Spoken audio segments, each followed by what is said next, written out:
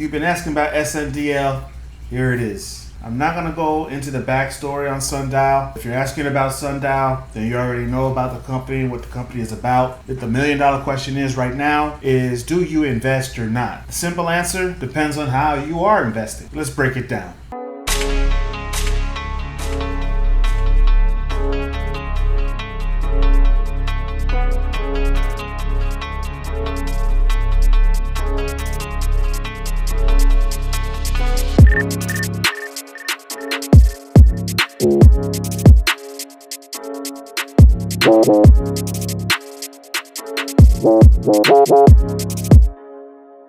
Welcome to Money Talk Sundays. Hit that like button on your way in the door. If you're not already subscribed, what are you waiting on? Come on, let's do this already. Let's get this movement going. If you make it to the end of this video, if this has been into this podcast, please go ahead and share it. Let's talk Sundial. Now, for the record, I am not currently invested in SNDL, but I was in the past. I swung it, I made some money when it broke $1, and I bounced out. That was several months ago. I haven't jumped back since, but I am keeping an eye out on SNDL. We'll keep an eye out on news for the most part in anticipation of another move. Now, there hasn't really been anything recent that has motivated me to get back into it. In the back of my head, I do want to jump into Sundial, but I'm looking for a reason to. Now, currently, the Canadian cannabis market is showing signs of saturation. Now, that being said, SNDL is not looking as a market leader in it yet. However, the two-pillar pivot is promising as it gives SNDL stable cash flow and a way to benefit from the saturation and the legislative hurdles. Now, Sundial Growers' offerings center around adult cannabis use. They recently pivoted into what insiders call a two-pillar approach, which is centered around the production of cannabis-related products and their investment arm, Sunstream Bancorp. Now, their production segment comprises inhalable products such as pre-rolls, flowers, and vape. Grassland, Sundial Cannabis, Top Leaf, and Palmetto are the brands under which Sundial SNDL offer those products. Now, with their recent acquisition, SNDL's presence across Canada has gotten a major boost,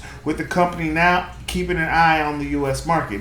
It's targeting the U.S. market. Currently, SNDL opened 6 new Spirit Leaf stores this quarter, including their talismanic 100th store on July 9th, 2021. Now, boasting a wide array of products in the cannabis space at multiple price points, the company is still struggling to find consistency when it comes to profits. There is room, however, for the company to focus its efforts on the more profitable side of its business, and the dried flower category has carried revenue for the company in the past, accounting for more than 50% of revenue for the segment. The company is instead focusing on engaging its franchisees, which does seem to be a positive for it at the moment. The company is also working on a franchisee advisory council, which will be tasked with flattening communications with the franchisees so the company can dial into the growth dynamics the franchisees are seeing on the front line. Sundial continues to invest heavily in streamlining the cultivation process and cost control. They also have an emphasis on vertical integration, which sits well with their recent decision to pivot into investment operations. Sundial seems focused on having positions all across the value stream in the cannabis space, which can be compelling or not depending on which you view the industry's prospects over the long term. Now, currently the challenge SNDL is facing is the market saturation,